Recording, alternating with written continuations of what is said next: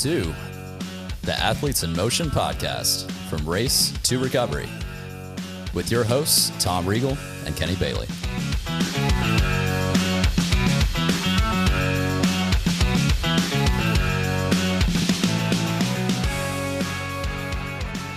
Hey, Kenny, how you doing today?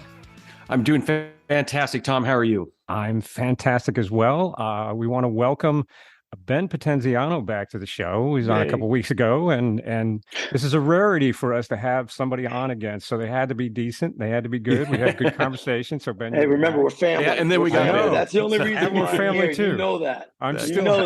I'm still pulling the family card out here to get Ben on. Great to have Ben on. And in our conversation, we were talking about sleep studies, and we were talking about the work that you did with Chris Winter. And Dr. Chris Winter, welcome to the show. We were able to, I don't know if you lost a bet with Ben or it's just his charisma that won you over to get you on the show, but we appreciate you. You just want the best. You want the best. Remember that. Want the best. So Chris is, and we're going to let him talk a little bit about his background and all, but he's board certified sleep medicine specialist, certified with the American Sleep Medicine and the American Board of Psychiatry and Neurology, author of The Sleep Solution, which Kenny is going to get this book gifted to him soon. Thank you. Because this is all about Kenny on this whole show. Good. The show's all about me. Again, another therapy session. That's what we're doing here. Also, The Rested Child has a podcast, The Sleep Unplugged, not The Sleep Unplugged, but Sleep Unplugged. It's like in my hotel. Is it like Walmart, an acoustic version? Walmart. Yeah, it's an acoustic version of sleep. It's just unplugged. That's it. Yeah, it's unplugged. So we're and countless other publications and things. I think I originally saw one of your articles in Triathlete magazine. So you've covered. That was a long time ago. I know. That was a long time ago. I know, but all good stuff. So welcome to the show. Welcome. Really glad to have you on here. Give us some background. What got you going down the path that took you into sleep studies and sleep specialties? Yeah, it was a long time ago. It was all accidental. Growing up, I decided I wanted to be a doctor, which I think a lot of kids do. Like between that and ninja, I was really into ninja too. Ninja doctor. Yeah, it was a toss-up, man. I just think doctor paid better. I don't know. It's hard to get good information about how much ninja paid. But when I got to college, I really had no information about it, so I got hooked up with some doctors who were doing research. They had a book out that you could just look up and see if there was a doctor doing something that was appealing to you. And I remember thinking, I'm going through this book and this all looks terrible and boring and awful. And then there was this thing about sleep and doing research on sleep. And that was in 92 with this guy named Paul Surratt at the University of Virginia in Charlottesville. And he's just the greatest guy and a mentor. I never even thought sleep was part of medicine. It was all kind of like, not only do doctors do sleep, like this is great. Like this is kind of cool. And so we started working together, and it was interesting because back in 92, I said to him, it'd be cool to look at the sleep of athletes. And I remember him saying something like, yeah, he said, nobody's really ever done that. And he said, that's the great thing about sleep is that it's wide open. Whatever you want to look at, nobody's probably looked at it yet because it's such a new field. And we sort of forgot about it until after all my training and residency, I went back and started doing a research project on baseball players and presented it. And it was the reason why I met Ben. I mean, the reason why I'm talking to you is because of Ben. So you absolutely should have him on the podcast twice. Because I was sitting in this little clinic, it was a little rundown clinic, and I was partnered with this old Spaniard who asked me to join him in his clinic, and then I also started a sleep center. And I was just doing this research on the side. And one day my office manager put her head in and she said, there's a baseball team on the phone for you. I'm like, what? And so Ben had seen this research and was like, oh, that could really help us. And, so he was the one who made it all happen. And so, it was really going to be a one and done thing. It was not a plan to work with athletes. So with him, we've just learned a lot over the years for sure. So that's how I got to be in this chair today. Sweet. So when you talk about research with athletes, what was it that was different that made you look at that particular area that you said, athletes have a different is it just because of their field is different, but the higher pressure? What was those 2 or 3 things that made you decide that athletes are the ones to look at? What was interesting to me was the idea that you've already got a population of individuals whose performance is being measured constantly, and those measurements are being made available to the public. So I could have said, I'm really interested to see how travel affects insurance salesmen or accountants. Yeah, exactly.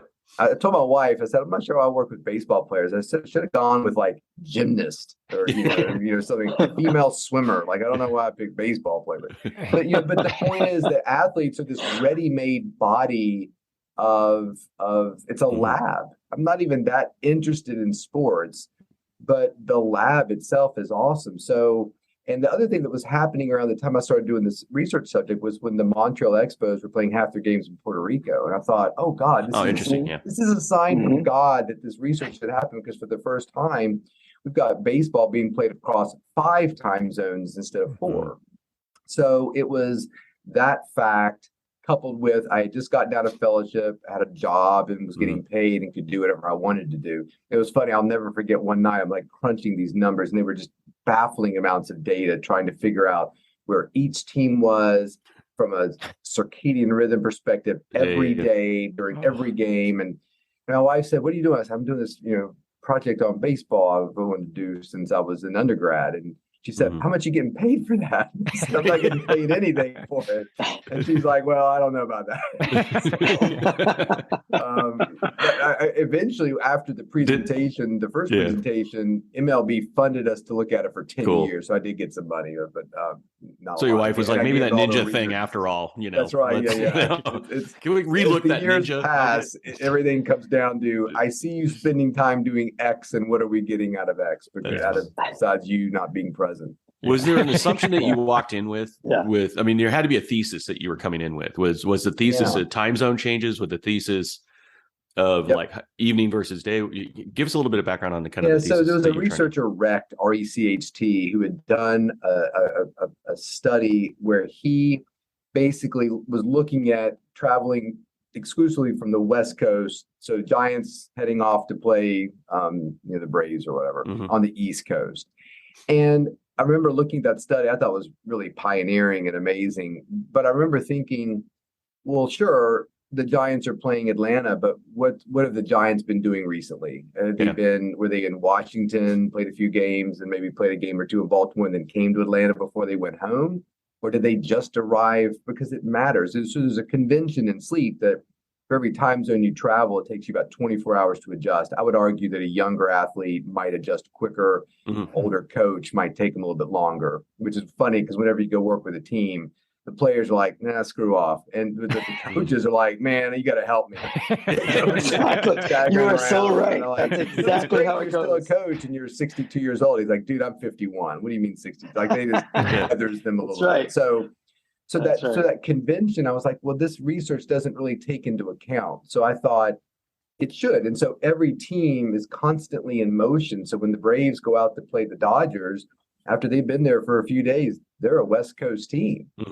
So when they come back home, there's another adjustment that's happening there. So that my thesis was, the more unadjusted you were to your current time zone, whether you're playing at home or you're away, was really the most influential thing in terms of how the team performed. So it created this idea that the Giants could be messing around somewhere on the East Coast, fly home, and on day one, they're playing a team, Pittsburgh or Miami, say Miami. And so Miami's playing Giants, you battle of Ben's old teams. But Miami's been on the West Coast for 7 days. The Giants are just getting back. So you've got the Giants with the home field advantage. And so I wanted to give a name for what the Marlins have. The Marlins have the circadian advantage. And so that's where that all came up with. And my thought was, it was the circadian advantage that really was dictating a lot of team performance. And I'll tell you a really funny story. When I presented it in Minnesota, the 10-year guy from Michigan came up to me as a young student. He said, I can't remember his name. I'm a grad student at the University of Michigan. He said, I really like your research. He goes, I'm a mathematician by trade, and I went into medicine. He said, I used to work for big time Vegas gambling outfits. And he said, your algorithm that you've come up with in terms of the percentage of how this impacts a game is exactly the algorithm that we use. Wow. And I remember thinking, number one, this is That's where your awesome money's because he's confirmed my research. And number two, that I discovered nothing that gambling people didn't already know. In fact, that's funny. Oh, screw that guy, because now he's blown our little. Yeah, but you put data behind it, and you got a title, right? So you so verified it. Yeah, he said you. So Dr. Winter is going to be working for FanDuel moving forward. So maybe they'll sponsor the podcast. Sponsored by FanDuel. Well, exactly. I've had several people say it was funny. This little Korean guy did my statistics. He didn't speak a lot of English, and he said something like, I forget what his words were, but it was kind of like, you should be using your doctoring to cure cancer. He said, everybody knows this, which I thought was really funny. Like, he's like, of course, when you travel, it's going to mess you up. Like, why am I wasting time? And why are you wasting time doing this?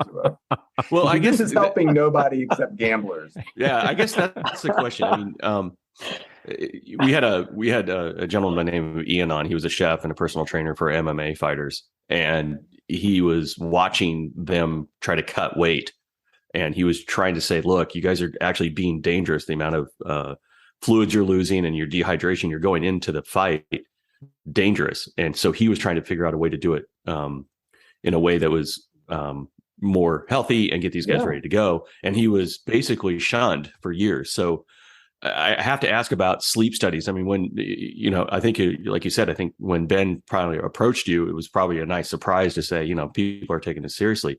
When you look at sleep, I mean, everyone, to your point, they almost feel like it's intrinsically obvious, right? I don't get enough sleep. I'm going to be lethargic. I'm going to probably not perform very well. Did you have that challenge of sort of getting past sort of that initial, like, to your point, you've got a statistician that's just telling you like, well, yeah, this is obvious. I mean, what were the numbers you had to show that suddenly it showed it was a significant, that it did have an impact and that you can correct it? Because it's one thing to point out a problem. It's another thing to say, okay, here's the 3 things you can do about it, right? Was it a struggle to try to get through that mountain, I guess? Yeah, or was there a mountain? It wasn't for me. It's for Ben. What's interesting is when you look at it, that's true. It's true. When you look at the organization, the numbers are there. I mean, no, I don't think anybody intrinsically believes that sleep is unimportant, nutrition is unimportant, or stretching or physical, therapy or mindfulness is unimportant. Yeah. So the numbers are there. I think the numbers are there in droves, but there is also fighting a mentality of sleep is intrinsically a little weak sounding. I got to take a nap, exactly. Sleep with my blankie. I don't know what you. So I think that the battle was never. I get pulled into an organization by an individual. That individual has always bought in. Ben was bought in. He didn't even know what he was talking about. This makes sense to me. Let's talk about it. Then it becomes who does Ben report to, and how is the structure of the. So you find out over, a decade or two, within an hour or two of arriving, you can kind of figure out what's going on. Like, I remember some of the best discussions I've ever had about sleep were with Bruce Bochy. Like, he'd sit down and, you sleep doc. Well, I've been, he'd talk about stuff like. So I always found that, mark number one, that you were probably within a good organization is like the big the managers and the GMs. If the leadership's not going to buy into it. Yeah. I work with the Oklahoma City Thunder, and Scotty Brooks would always make time. He knew my name. Hey, Dr. Winter, what's going on? And I'm going to talk to you at lunchtime today. Like and he would come with questions. I read this thing about this thing you put on your forehead. Is that any good? Like that. So, versus teams where that athletic trainer who brought you in is bought in, but you can tell the rest of the organization hasn't quite gotten there yet. It's still, first one in, last one out's the best person. And we have a cot in our coach's office where he sleeps, and that's means he's a great leader. And so it's interesting, Indians, Tito, their manager is just fantastically interested in sleep. Well, Chris, and that distills down. I mean, Ben I don't get to see behind the curtain like Ben does, but it's still a barrier. But in 20 years, sleep will be like Gatorade. Everybody believes in it. Everybody's got Gatorade stocked up in the face. Everybody's got a sleep person who's helping them out or whatever. It's just standard what we do. Can't believe back in the day we didn't have sleep people. You know, it's kind of like nutritionists. I'm always, who's your nutritionist? Oh, we don't have a full-time nutritionist. What? You're a professional organization in New York City. You don't have a full-time nutritionist. That's crazy. Anyway, but Ben can talk to more about that, I bet. Well, no. To bring up the point of what you just said, Chris, is like we go back to that point. It's like I remember the point in time when we did this, and I explained it to you guys prior to that. It's like that 10-year study. No one shared that with us, and I was like, "This is absurd." I said, "I'm sitting in Colorado, and it's the 7th inning, and they put this blip on there, this 10-year study." I go, how did we not know about this? How did we not get involved? And that's how I reached out to a friend at the offices in New York, and they gave me Chris. And I'm like, dude, you got to help us because we're doing this all the time. We're in San Francisco. Think of the travel that we're doing. And it just seemed like it made sense. And the other thing I wanted to bring the point of, Chris, that you may remember this is we were planning that was 2010, and we had just beaten the Braves. And now we had to go play the Phillies. And I remember getting in the office, if you remember this, it was Brian Sabian, Bruce Bochy, Dave Gresham, who's still there, my buddy, the head trainer, and myself. And we talked to Chris and we said they were in because they wanted to find the advantage of how can we beat the Phillies? And we've got to travel. And I remember that to me, that's where I was like, okay, we're starting to make more sense of this and they're starting to understand. And it's still a process, Chris, you know that, but that's where I think we made some headway. And it was great to have him there because I had him on the other line and he had their ears, the manager and the GM, and he listened and we did what he suggested. So man, they were so I'll never forget 2010. They were so out of nowhere and they beat the hell out of the Phillies so quickly that Sports Illustrated, which comes out every week, really didn't have enough time to introduce the average sports fan to the Giants, who I don't think were really predicted to be in the World Series in 2010. And by the time they figured all that out, they'd already they just steamrolled the Philly. And it's funny because I do some work for Philadelphia, and they're still sore about that one. I don't bring it up in Philly. They're very rough people in Philly. I leave that alone. Across all the sports, by the way. I always say that was such a bad circadian matchup for Philadelphia that I try to make them feel better. Like you were working against the DNA in your cells, man. So I guess that's the question. It's okay. So you're on the phone with these guys. What specifically are you recommending? What do you? I haven't read the books as you can tell, but what is that thing that you're trying to do? So you got the circadian rhythms are off. What are you recommending? Is it? I think we were talking to you, Ben, like, make sure they get sleep in the afternoon. I mean, what are those things that you're trying to get them? And is it just the athletes or do you talk about the coaches as well? Or is it mainly focused on the athletes? I'll go backwards in your questions there. Yeah. I think you've got to involve the entire staff, coaches, athletic training. When you look at the people who are getting hammered the most with sleep problems, it's often not the players. I mean, Ben's got to get there early, set everything up, and be ready for the players when they arrive. The game happens, they leave, and then they break it all down and get ready to, the responsibilities that some of those individuals have. I don't really understand how anybody could have families and wives, and it's like neurosurgeons, like divorce rates, 90%. They just work themselves crazy. I mean, it's so interesting to me what it looks like from the outside. Oh man, I'm going to work for Miami, get these great Miami swag and hats and be on the team bus and be around all these players. Man, I bet that wears off in about 3 weeks. You're like, oh, this job's good. You better love what you do. That's not coffee Ben's drinking right there. That job, it's not the people. I'm fooling everyone. What he does. He's amazing. I do. But you can see the people who are in it for the swag are not going to be very long. But so it's interesting that what we're trying to do is, number one, back in that time, it's just respect sleep. It's a performance enhancing drug.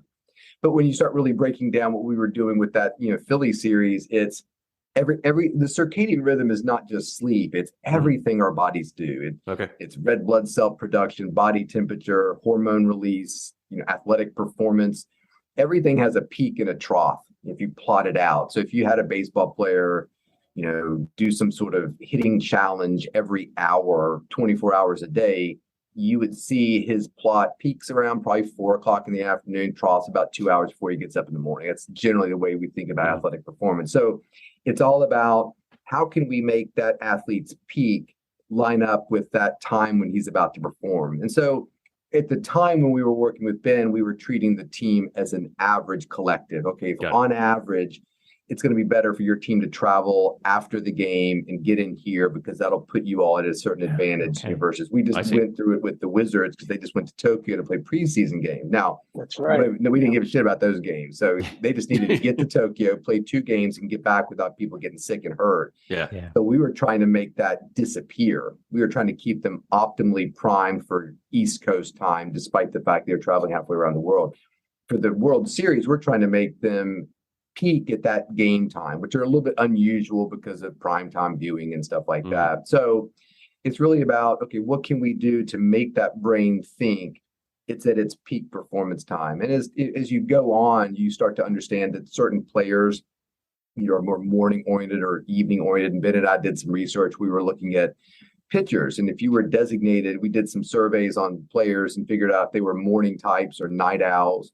And then over the next season, did it matter in terms of when they pitched? Did the night owls actually pitch better at night? Did the day people actually pitch better in earlier games? Absolutely. Then he and I did a study on hitters, same thing. So then it becomes, okay, well, this is a critical at bat, or we're down in this game that will make us, in the playoffs. It's like you pick the left-handed or the right-handed person or whatever to pick.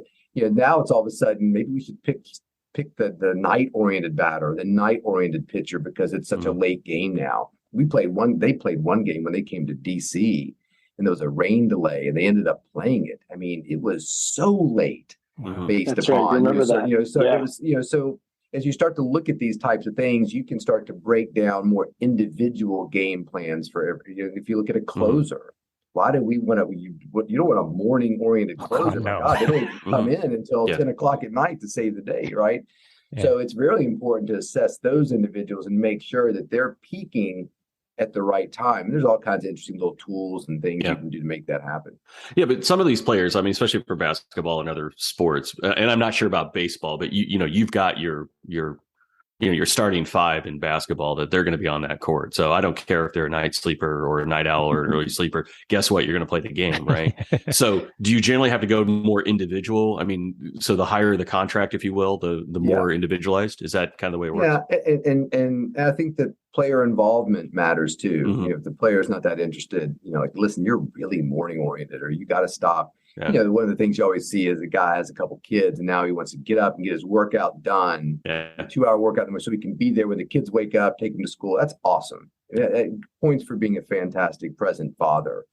But you're training yourself to be athletically great at 4 a.m. So you tell me one NBA game that starts at 4 a.m. and I'll get off your ass. Like, you know what I'm saying? So and you see it in the average athlete. I'm training for my triathlon every day when I get home from work.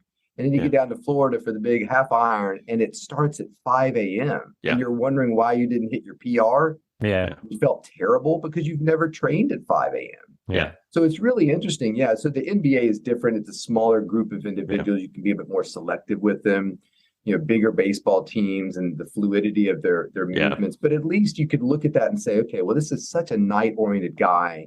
And we're going to set him for 13 games a season. We'll rest him for, I'm sure there's some algorithm they have about he's not going to play every game. We'll rest him for the day games because he's awesome at night. So there's little things that you can look at. I mean, again, there's a million things a manager's got to look at to figure out what they're going to do with an individual or a team or a player. But it just becomes one metric to look at: left-handed, right-handed, whatever. Chris, let me ask you now, I think we've talked about this before, but when you look at the NBA players and you look at Major League players, we're looking at athletes. What common traits are you seeing between the sleeps issues? Are we seeing, because NBA goes in, could be the night before, play the game, pack up, and then leave? Because I've had friends that are athletic trainers in the NBA, and they're like, well, we like your schedule better, and because you're in town for 3 days or 4 days, but we're playing 162, but the whole thing, it's different. And I, can you kind of explain a little bit the common traits or the common things that you're seeing that has maybe benefited both that you've worked with, that you've seen that's worked, that might be able to share some light on that too? different athletes, so to speak, but they're athletes. Yeah, no, you bring a great point. I mean, it's sort of the spectrum of NFL, NHL, NBA, MLB in terms of travel, travel once a week, 16 games, a little more frequent in hockey, more frequent. So the common thing I think is, what are we doing after the travel? Major League Baseball does have the advantage of getting into a place and being there longer, but it's still the movement. So the common thing that you see is we're going to plan for these bigger trips.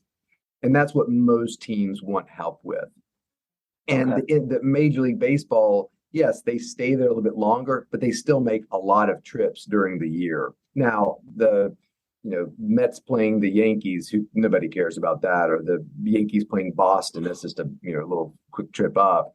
It's usually looking at the bigger trips. And frankly, with Major League Baseball, there's sort of the marathon aspect to it what I find so fascinating about baseball, and I've got all these ideas for studies, but that mean nothing. But one of the studies I would love to do, or I'd love to see, I'm sure somebody's done it, is how a team starts a season and how the first, month predicts the end of the season, who makes the playoffs. I imagine it's completely arbitrary. It means nothing. So I'm always fascinated by and try to tell players, look, baseball is such a long season. If you could just lie down and take a 15-minute rest every day, starting today during spring training, and you made it a goal to, I'm going to seek a quiet environment every day. I'm going to lie down and close my eyes. If you fall asleep, great. If you don't, it's no big deal. Just rest for 15 minutes. And then you compound that over an entire season. What I feel like is the key to a baseball team is I want my team at the end of the season to be the most rested. That you're coming into October with a lot more in your tank than everybody else, because you're going to perform better. You're going to get injured less. If you tweak something, you'll bounce back from it quickly. So great that you only lost one game the first month of the season. It's meaningless at the end of it's so I really find that to be interesting. So the travel and the sleep, sort of maintenance over the season is really what it's all about. I mean, and it could be something as, hey, our catcher just had twins and he's really struggling. Well, let me talk to his partner. Let's get a plan in place for the kids and the family. There was a basketball player from another country. His wife had a baby, and both families from whatever stan came in and were living with him in this little apartment. And the team said he doesn't leave the training center anymore. He just sleeps in the training bench. He won't go home because he's like, everybody's there. It's impossible. Yeah. They're all surrounding the baby. So it's interesting. I had a guy who he was scared to travel. He was scared to stay in a hotel, an NBA player, because he went one time and a woman had gotten into his hotel room and hidden in his closet. Yeah. Oh, so the guy showered, he got in bed, watching some ESPN in his boxers, and she walked out of the closet and said, "Can I get you anything to eat?" And he was like, "Are you coming from the hallway? Like, are you like a room service person?" And he realized, no, she's coming right out of my closet. She's God. So what did you order? Are constant. What did you order? That's right. Definitely not her. Chamomile, please. I could go a sandwich. I don't know. So how much is that? You mentioned, I guess my initial thought when we came into this was around performance, but you mentioned injury, you mentioned other things. Yeah. Have you seen a direct correlation, or can you draw a direct correlation between sort of when you see fatigue coming in and when, especially throughout the season? Is that a study that you've done or want to do? You can. It's interesting. I remember Ben was instrumental in getting the Pirates to set up nobody wanted to call it a nap room, because nap sounded like sleep, it sounded lazy. And I'll never forget, they called it the regeneration room. Nice. And I remember Ben was nice enough one time to give my kids like little passes. So my two little boys were walking around before the game and they said, "What's the regeneration room?" They couldn't go in because it had this cool lock, which I'll tell you about in a minute. And I said, "Oh, the regeneration room's like that place where they take a player, if he slides too hard to second, gets his arm ripped off. the scientists in there can just regenerate a brand new arm. And I told my kids, I said, you'll know it because there'll be a sleeve on their arm. Oh my goodness. For years, they would watch baseball games and be like, look at that. Oh my God, he had his arm ripped off. He's got a bionic arm. Well, it's really cool. So I love the regeneration room. I thought it was an ingenious title. And that's a great story. And what was cool was Ben had it set up where you had a key card and you swiped it and you got into the room. And the key card allowed the Pirates to figure out who was using it. Nice. And I'll never forget, I got a call. It wasn't from Ben. It was from somebody who like crunched numbers for the Pirates. And it was probably a year or two after they started it. And they said, it's very clear. I just wanted to let you know that we've crunched the numbers. And it's very clear that the players who are using the regeneration room are performing better. And so it was really cool. I mean, this was not something I was involved in, but the Pirates, which I think I tell players teams all the time, do the math. Let's figure out if what we're saying to players is truly working. I believe it is. But if you tell me, look, Chris, everybody you help sleep does poorly, I'll retire today. You show me the numbers, I'll retire. I'm out. I don't want to hurt people, for God's sake. But this guy was like, no. So you could say, well, it's not the room. It's because people who care about their health and their performance are more likely to use it than maybe the person who does. There's a correlation or causation. There's lots of relationships. Thank you very much. That's exactly right. But I thought that was interesting that they felt really positively about it. Yeah. It's like a Volvo, right? People think, well, is it the car that's safer or is it the fact that safer people generally buy Volvos, right? Exactly. Doesn't matter as long as the performance goes. I mean, if it's well, that's exactly you know what I mean? What he said. We don't care. We don't care. They're doing better. So they're doing better, right? And you know, the great thing about a room like that with a big sign that says regeneration room, it's a symbol to every player, not only the veterans that can do what they want to do, but the new players a little bit scared. I don't know if I should take a nap. It might look bad. It's a symbol to the team that we care about sleep. We care so much. We built this room for you to go take a nap in it. And I think that's really important. It's like Ariana Huffington, when she naps in her office, she does it with the door open so all of her employers can see her, like, passed out on the deck, or whatever. So that's great. People to I like that. Sleep positive, Yeah, and I think it's putting a positive mark on it by calling it something like a regeneration room or something like that. I agree. You're giving that to your people that this is a positive thing, not a negative kind of bad thing to do. So and what's also brilliant about it is it's like a kid with a nap. Never call it a nap. Never talk about sleep. Say, okay, it's rest time. Yeah. Because they're saying the same to the players. If you come in here and lie down and close your eyes and put the little noise machine on and think about your girlfriend or your celebrity crush or whatever you got going on in your mind, that's good. That's regenerative. It doesn't involve necessarily you becoming unconscious and falling asleep. So, players are, anxious sons of bitches. They're tired. We got to perform, and I got to pitch tomorrow. Now I can't sleep, and so I love the fact that they called it that because everybody can rest. Everybody can lie down and close their eyes. That's always under our control. Whether you sleep or not, that's a little bit more up in the air. But they're saying to the players, "Come in here and rest.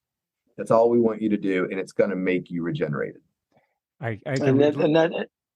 ahead. I was going to say I can relate it back to back when I was in college. I was trying to finish up, took a whole bunch of extra credits, and was killing myself kind of going through this thing, but I needed to take a PE class, and the PE class I took was yoga, and this is way back before it was cool, right? Before it was anything else. It was just this. It was just this yoga class. I'm going, great. The reason I took it is because it wasn't like we do the stretches and we do some of the poses and stuff like that, but then they would take 10 minutes or 15 minutes at the end of this whole thing, and we would just lay out flat in a nice relaxed position, and then she would kind of talk us through this thing. And that was the only 15 minutes in my week that I got to actually just chill, right? Because I was projects. I was like 22 credit hours. Exactly. I was trying to finish up this in a certain amount of time. And I was just like, I thought it was awesome. And it was the only piece that I got. Did I do that when I started working, 67 hours and trying to be a triathlete at the same time? No, I kind of lost that because I needed to get back to that.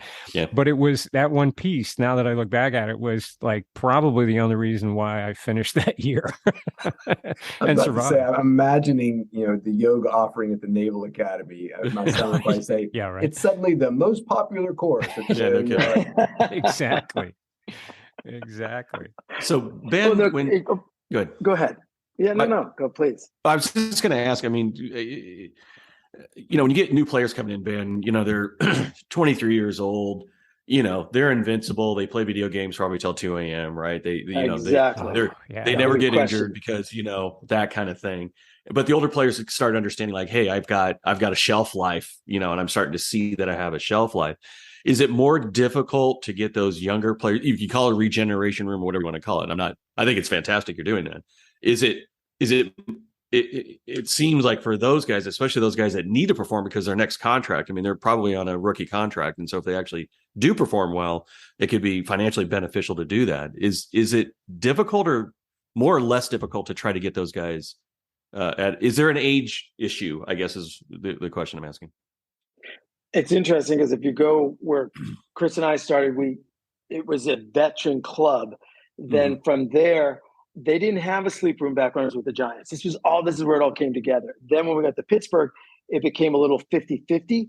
And then that room was something that, here's the thing with the sleep room, coaches looked at it as like naps. Who needs a nap? Nap. That was a little bit of the problem that we were dealing with. Oh, is he laying down in there taking a nap? And it's like, we had to get away from that stigma of like, it's not a nap. It's again, we're just trying to get them prepared for you so they're at their best. Oh, for us, because we're together on this. So that was the fight a little bit, but then it started to go away. But now with the Marlins, they allowed us to, hey, here's a room. I asked for it. I said, here's a room. And Chris, we were talking about chairs.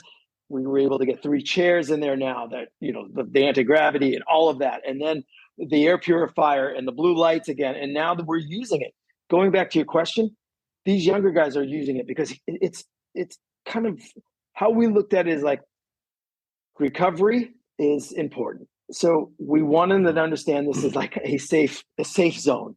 You can go in there because then we put third bodies in there so they can go in, lay in the chair with a third body on their legs or their arms so they can get. So we're using it twofold, right? We want you to get the compression, all of that to help. And that's what we were promoting. And we were promoting this.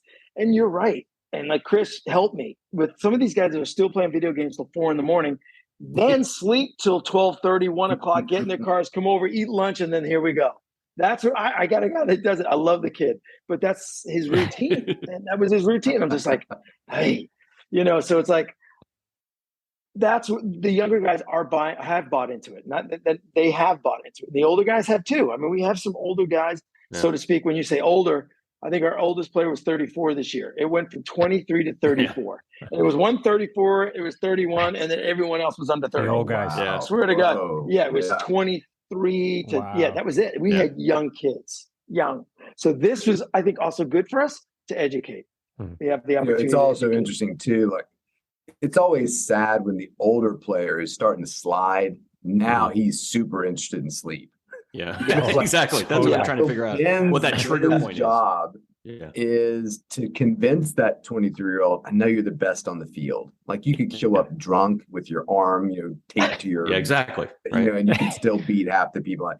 So convincing that person that they could do better or be here longer, it's a trick, man. It's a keyword. It is a skill. So, whether you can tape an ankle or, the ability to communicate with a player while you're doing this, which Ben does, and try to, invest in yourself. This is something that will pay dividends, and you will want to do this at some point in the future. And when you look at athletes, I always think about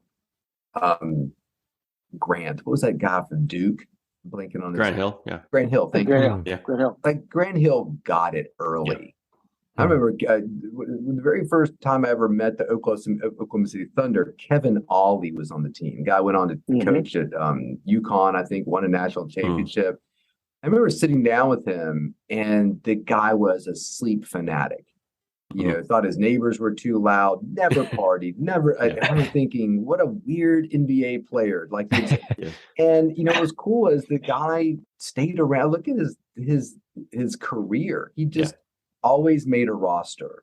And I think he did because that guy figured out sleep's important from the get-go. Like he wasn't somebody who had to come to it later in his career. So, that's why I like working with young athletes, college athletes, minor leaguers.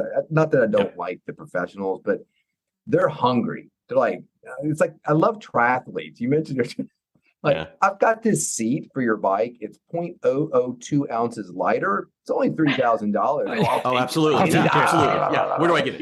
Give me. Performance advantage. I'll take it. I'll do anything. Any data? If you can stick some data points at triathletes, we love it. We just go. I told my wife, you can spend less money on cocaine than carbon fiber, and I still say the same weight. So, my carbon fiber habit is actually more expensive than just, snorting coke and being thin. So she's like, yeah, that's about right. That's hilarious. So these young athletes, they want it. They're hungry.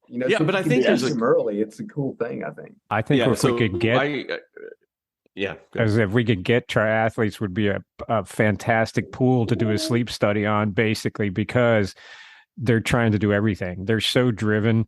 They're looking at every little data point now. They're starting to wear the glucose monitors all the time. They're starting to, they've got the Oura rings. They've got all of the data that they're just crunching. I don't think they know what to do with it, to be honest with you. It's just gathering all this data because it's data that's supposed to help them, but parsing through all of it and making sense of it, and then tying it into their regular life, like their family life and all this other stuff. Yeah. There's a whole market that needs to help these people. Oh, absolutely. And a market that's not taking advantage of the situation. Ben can talk to you about this. I mean, I see it all the time. We now have accelerometers. We now have this plate that measures your explosive force, and we're doing it. And it's always interesting. What are you doing with the data? Man, I barely have time to collect it. Correct. You need time to think about it. Yeah. It's almost like, there's no time to think because we're just collecting. And it always falls on somebody who's already in the organization. So there may be a pot of gold in some of this data, but if you don't have time to sit and think and look at patterns and create hypotheses about it, if you're just collecting the data, it's like you said, it just becomes this, and then it creates a feedback loop of, we bought all these sleep monitors. Yeah. We paid all this money for them. What did we get out of it? Yeah. Like I was working with an NHL team, and they're like, "We want to put monitors on all our players." I'm like, "Don't! That's crazy! Like, too much. You got 75% of your players already sleeping just fine. Why do we need that?" Let's start slow and focus our questions and our therapies on those individuals rather than just sleep monitors for everybody, which will be on the shelf in 3 years, collecting dust that we spent thousands of dollars on. And what do we get out of it? Nothing. Yeah. I think Tom's got a great point. The fitness industry by far loves gadgets, right? So we think if we can measure our steps, that behavior change occurs, right? And I came from the corporate world. In the corporate world, when you're looking at data and dashboards and everything else, you got to be careful too, because what you measure could drive the wrong behavior. Right. So if you start measuring things, that's cool. But if you start measuring things and make decisions on things, you can start driving the wrong behavior on those things. And so I see this fallacy happening in the fitness world where, to Tom's point, we got Oura rings, we got all these things, we got all this data. That's great. But if it doesn't change behavior, if it doesn't drive the right action, what does it matter? So I measure, to your point, I can measure my gait. Okay, I have no idea what I'm supposed to do with my gait measurement. Right? Absolutely. It's cool. It's answered because I got a foot pod. Right. It's like, I just want to know, how I'm feeling and what we need to do, what's going on. And one day is nothing. There was this great headband many years ago, Zio, that did a great job of measuring sleep, and it failed very quickly because nobody knew what to do with the data. It's sort of like the Miami invests in the best MRI ever, but they have no orthopod or radiologist to interpret it. So you've got a bunch of amazing pictures of knees and shoulders all over the clubhouse. And I'm like, I don't know what to do with this. Like, okay, but it's the best picture we could ever get of the shoulder. And I think a lot of teams are buying the MRI. They don't buy the radiologist. And you're not buying. That's where the tech world is, and it'll change. Eventually, you'll wear something. It'll tell you exactly what you need to do, and it'll be scientifically correct. But right now, to your point, we're in a wild west right now of. And we're looking for quick answers. We're looking for, we look at data for a day to a week and we go, well, that tells us nothing. I mean, your 10-year study, you needed 10 years to show the patterns. The pattern is what we need to be looking for. And patients will say that. They'll be like, I was having trouble sleeping. I bought this thing, and exactly. like, what happened? Like, I'm still having trouble sleeping. Like, what did you think was going to happen when you bought it? Exactly. Some signal up your arm into your brain. Sleeping. It's like, really? Yeah, it's nuts. Well, take that thing and go grab some whiskey, and then that's right. When I open up the watch, there's a container for alcohol. There you go. Okay. Well, it's interesting again. Well, the real quick again is like we go back to numbers. It's so funny you say this because we get all this data, right? We get reports, workload reports every day, and I'd love to share them with you. And it shows you when you open it up, there's 7 pages there. 7. Okay, now listen. We have these conversations. It's like, and this is what I want to like to create as a group, as a performance group this year, is like, let's start to decipher, because we talked about what are we going to test people for in spring training? What's important? Well, let's look at what's important for each player. Is it from the ground up? It's a hip thoracic mobility. What do we want to focus on to decrease injuries in the course of the year? So it's the same thing you're talking about. It's like, we need to focus on the number that's pertinent for the group, because they're all trying to figure out what's the problem with injuries this year. They're up again. And you can't blame it on, we got to get beyond COVID. It's not because of COVID. It's not, it's like, okay, we only played 60 something games. Okay. But we had all this time to build ourselves. No, let's rethink this. So that's where we are. So one of the things that Tom and I do, this is Athletes in Motion, where we're trying to talk to like regular human beings about what's going on. And it's also my therapy session. So doctor, I'm glad you're here today. Thank you. It's really a cry for help. Seriously, I've got like 8 shows where it's just therapy for me. So I've got an Ironman coming up in 2.5 weeks. So I'm sitting in Tennessee. The Ironman's in California, which means I'm going to be 2 time zones before I get there. So my intent, and usually my intent is always to get there on a Thursday, and the race is on Sunday. Get there Thursday because if there's anything wrong with the plane flight or whatever else, you have to check in Friday, Saturday, sort of your day to make sure that all the equipment's working, everything's good. You do the check-ins, and then Sunday morning you get up at 4:30 and then go, right? And so Tom, who is my track coach, they're at the right angle. Nope, right. Good job. So we, for example, the swim's going to start at roughly 7:30 in the morning. So we've been out in the lake at 7:30 in the morning. So I'm feeling pretty good about that.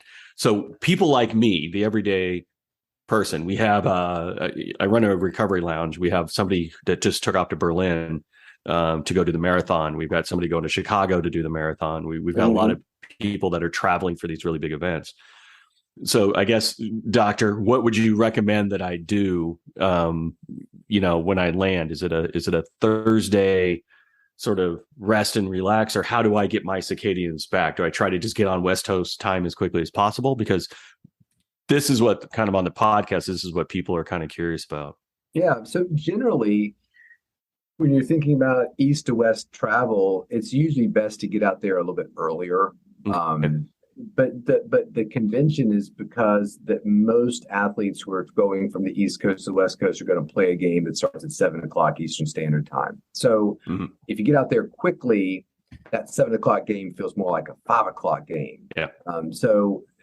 Because you're on the back end of the circadian rhythm. Sure. You're actually, my guess is that gun goes off for your Ironman at 5 a.m. or something like that? Yeah, 7 a.m. Yeah. 7. Yeah. So things can be a little bit different there in terms of, when do you train and whatnot. Yeah. So going from east to west quickly out there, when that 5:00 gun goes off, it feels a little bit more, it's going to feel a bit different for you in terms of, where you're. So generally speaking, what we tell people to do is get out there and get light very quickly. Really? So, when you arrive there, there was this really interesting study that, Saper did up at Harvard, where he basically showed that your circadian rhythm can be suspended with starvation. And so on your flight out to the West Coast, maybe you skip dinner that night, try not to eat on the plane. And when you get to your place out in California, you eat your first meal on the schedule that they would. So if you're hungry at 5, hang in there, make it to 7 and eat dinner there. And what he showed was that your brain will suspend your circadian rhythm in cases of starvation, because if you're a squirrel and you can't find nuts, it doesn't make sense to sleep for 6 hours when you haven't eaten. Yeah. So you're going to eat. And once you eat, the circadian rhythm would sort of restart on that time. So I've talked to business travelers, as a triathlete or an athlete, it's always a little rough to like, hey, don't eat for a little while. That might screw other things up. Yeah, no kidding. That's what I'm saying. First thing I'm thinking, drinking or trying to eat lightly, or and have your big main meal when you get out there, just because. But I think it's going to work well for you.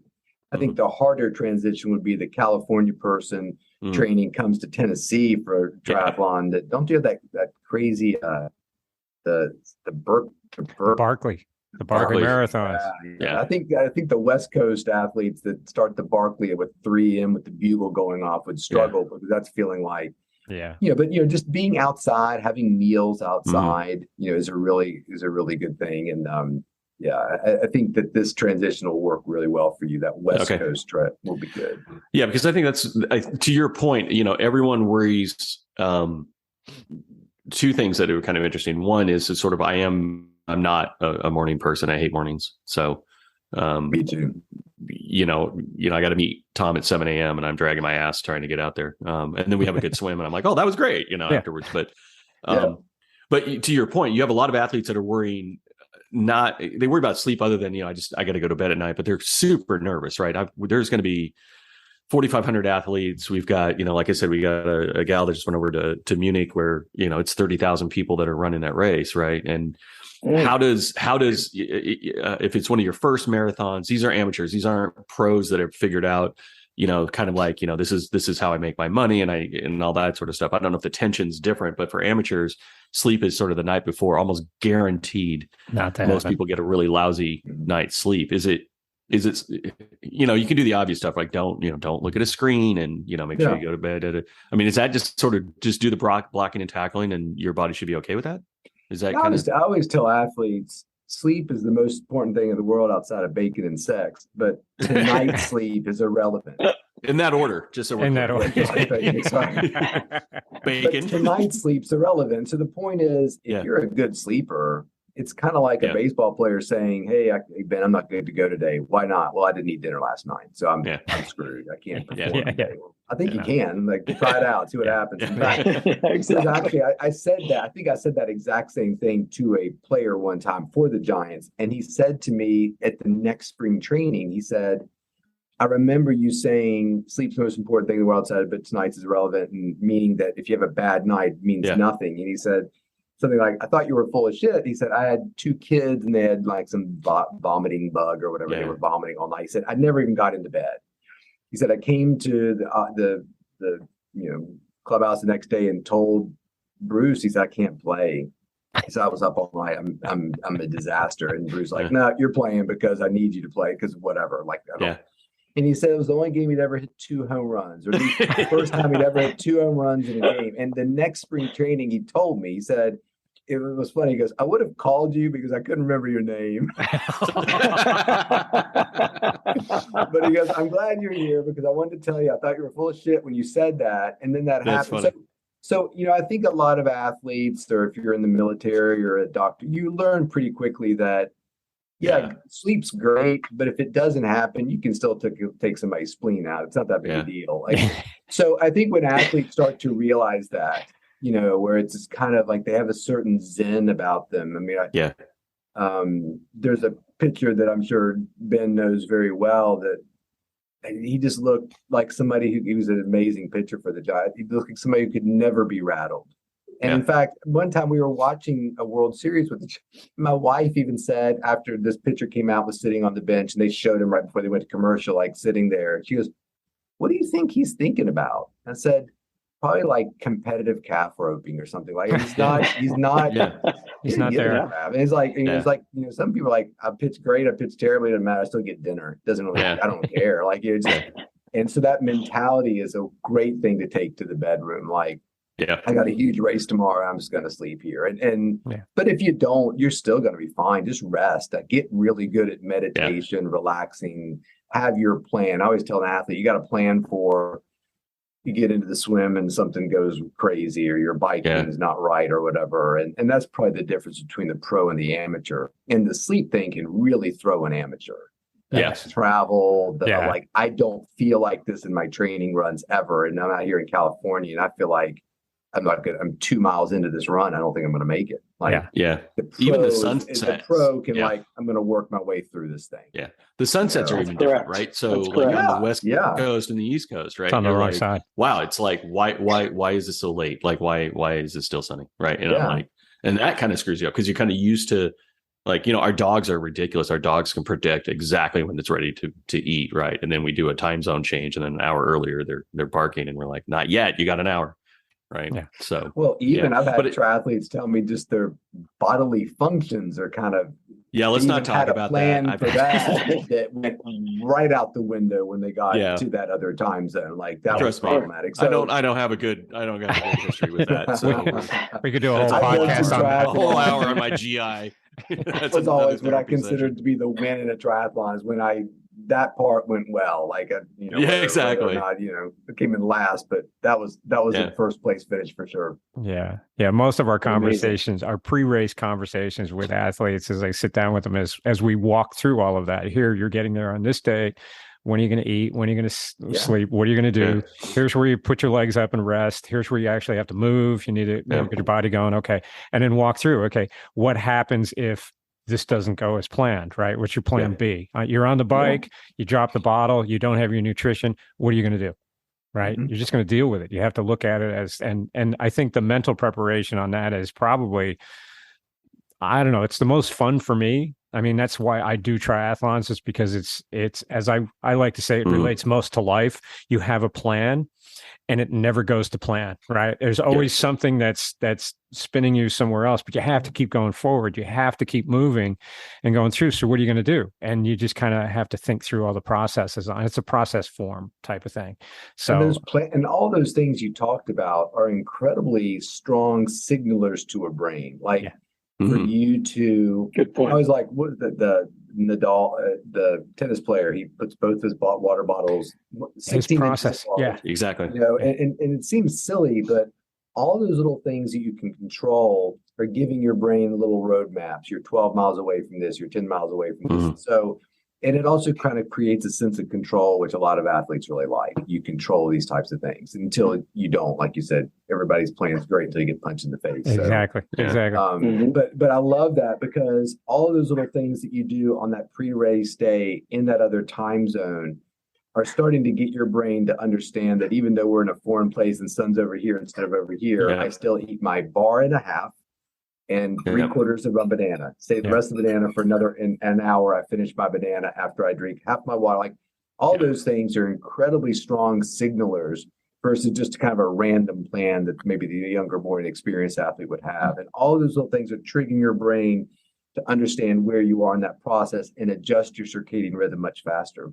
Yeah, it's an interesting, to Tom's point, I think triathletes in particular, it's sort of like the Volvo problem, right? Most OCD people kind of tend to go towards triathlon, right? And you see people that, I will take my bag, my transition bags, I will put stuff in it, I will empty it, I will put stuff in it, I will empty it. I'll check it literally 3 times before, and like make sure everything's in there.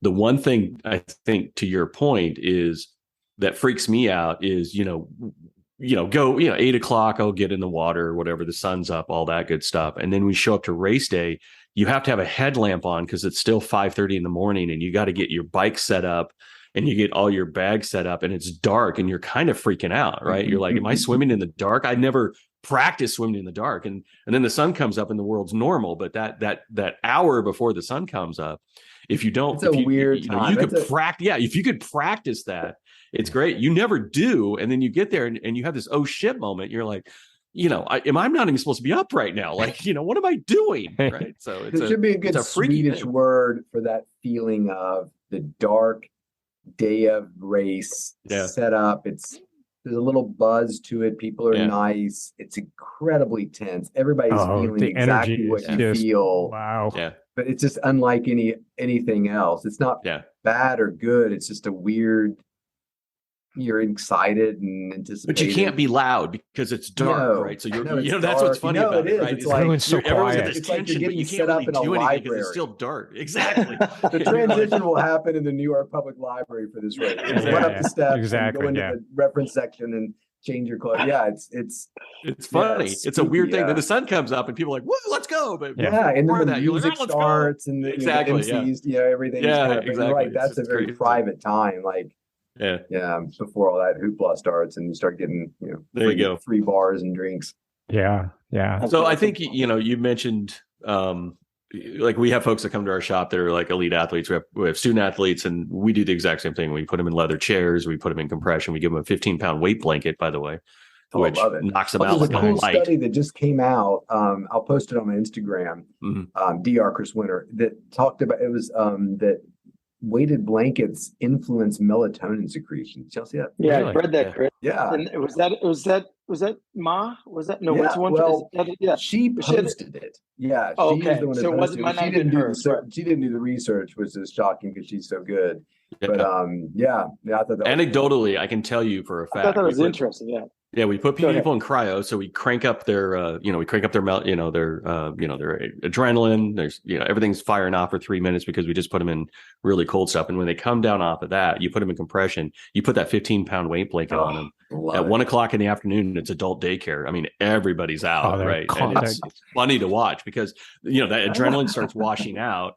Right, yeah. The compression's kind of there, and that weight blanket just sort of sets them down. You could just see it too. I mean, we've seen these are elite, teenage girl volleyball teams that come in just hyper and on their phone and that whole thing. And then all of a sudden they're just like this with a blanket and they're like, leave me alone. But I love it. Right. So, so what we're trying to do is get normal people, non-athletes as well. Yeah. Is it, to your point, it doesn't matter kind of what the stressor is. If the stressor is athletics, if the stressor is you've got a big interview coming up or you've got a big meeting coming up, just taking 15 minutes would be, through the day to be mindful about that. Would that be I think the world would change if everybody came to your shop and did what you just said for the 15 minutes every day. I mean, it's why do we hug somebody? I mean, if you wrote it out on paper, if directions, if somebody is feeling bad, put your arms around them and squeeze gently. Don't hurt them, but just doesn't make any. Why do you swaddle a baby?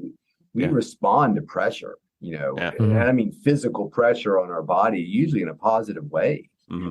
And so coupling that with, dropping somebody's temperature, putting them in a relaxed environment. No, it's life-changing. It's just, can you convince a 17-year-old to take that time out of their day to do it? And we'll get to that place because, and the other thing I never mentioned about athletes, which is sort of the secret is, I can talk about sleep for the rest of my life and nobody really cares. I got 7 people listening to my podcast. Appreciate all 7 of you and 2 of them are family members or whatever. But as soon as Tom Brady or, some other famous athlete, says, I think sleep's important, LeBron James, Tiger Woods, whatever, then they do my work for me. And I always thought, I always watched on Christmas Day, my kids were getting like Kevin Durant socks. I remember thinking, if somebody gave me socks for Christmas when I was 12 years old, I'm like, you're dead to me. Really? Socks. I didn't want socks. But they want socks. Why? Because athletes made socks cool. If they can make socks cool, they can definitely make sleep cool. So this is the kind of stuff that's really encouraging. We get these young players in there who are coming to your shop who want that. Yeah. Because Tom Brady does it. And God, he's what's 53 interesting years old running around out there. Yeah, I don't need Tom Brady to do it. It was a fascinating thing that occurred last week. Cross country kid came in and he is one of the state best. Like he ran a 15-minute 5K cross country. Just the kid's fast. Right. He comes in and had 2 other kids from a different school in cross country that was staring at him going, hey, is that so-and-so? We're like, yeah. What's he doing? Oh, he's going in to do cryo and then he's going to come in and do compression. And they're sitting there and they don't do cryo. And all of a sudden they're like, oh, how much is cryo? You got to do that. Yeah. Well, we got to do that. So it's at a smaller level because anecdotally, again, I just have anecdotal research because we've had this place open for a few years, but we see the athletes, the student athletes that really care about like getting to D1, D2. Yeah. They're doing what they're seeing the D1, D2 and the pros doing, which is here are the things they do to need to get ready. They need to be, they have to have a strength and conditioning coach. They're looking at nutritionists.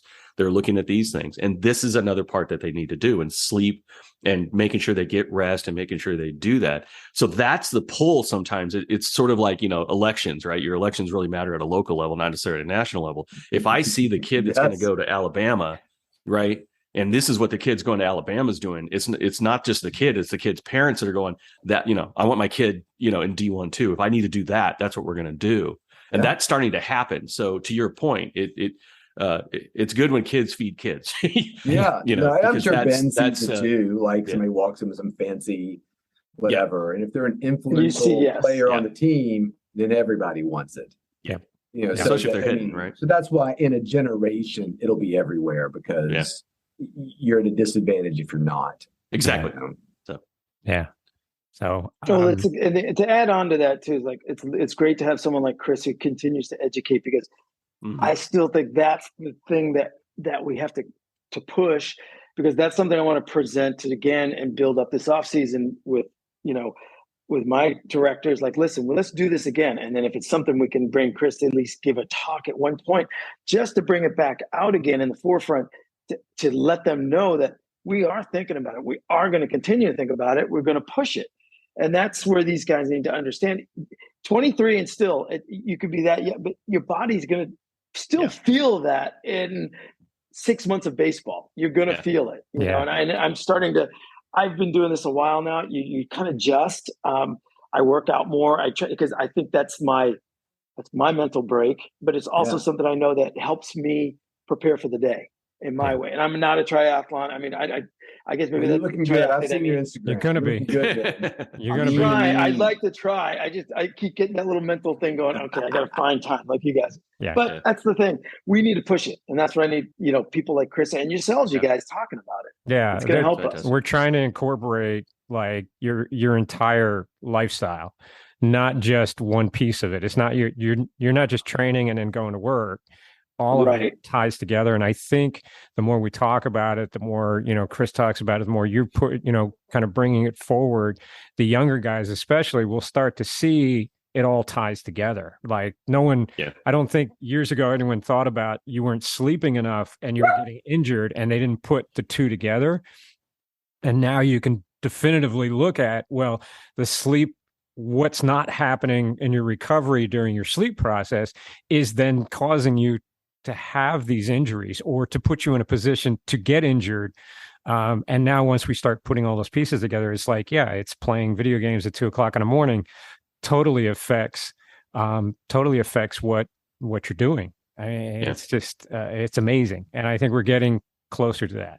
We're getting more. Yeah, I think the other end of it too is what we're trying to do with this podcast is say that you don't have to earn it, right? You don't need to be an elite athlete. You don't need to be doing big triathlons. If you're coming into a sport, especially if you're coming into a sport, you're going to be sore, you're going to be tired.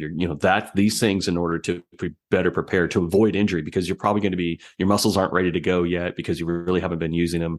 What can we do to make sure that people, as they approach trying to get off that couch and trying to do something better, trying to get Ben into a triathlon, how can we get where they're having their experience isn't nothing but, I'm dead tired, I'm really sore, I don't want to go do this again, and they, or they're ramping like crazy, stupid fast when they shouldn't be, those kind of things. So that's what we love having you guys on, is to just talk to, look what elite athletes are doing, but hey, by the way, you can adopt these to your everyday life. Down. This is something you can always good all the time, right? It's an active lifestyle, and focusing on the recovery is huge just for even an office job.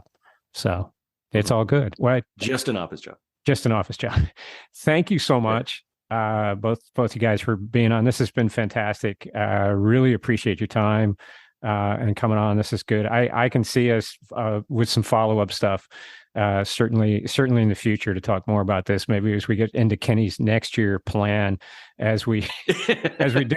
Like I say, it's a cry for help. It's turned into a cry for help from both of us. Now it's a cry for help from Kenny. Really, is what we're trying to do. Yeah, really, it is. So. Kenny will definitely be getting. We're here for you, Kenny. Book. Hey, look at that. Awesome. So read the Sleep Solution. It's been eye-opening for me, and basically in the sense that I'm totally convinced that sleep affects everything. Like you do the first half of the book on that, and it's and learning about. We didn't talk about it, but the lymphatic system, I think, is what it is. Didn't know that. So we're going to come back on that at another point. But fascinating book, and I love your footnotes. By the way, they're fantastic. I just cue everybody up to read. Not everyone likes that. I put them in there so if they annoy you, you can just stop. Oh, they do not. They're fantastic. I love them. One thing I've always noticed. It's written in a way that doesn't put you to sleep, which is kind of cool. I tell you all the time, either it helps you with your sleep or it puts you to sleep. Either way, you're going to win, right? There you go. So thank you so much, everybody. We appreciate your listening and checking us out. Give us 5 stars, thumbs up, give us your comments. All of that stuff all helps with the algorithms, allows more people to find the podcast and more people to get out there, and we can reach and help everybody. So thank you guys all again, and until the next time, we'll catch you then. Thanks, guys.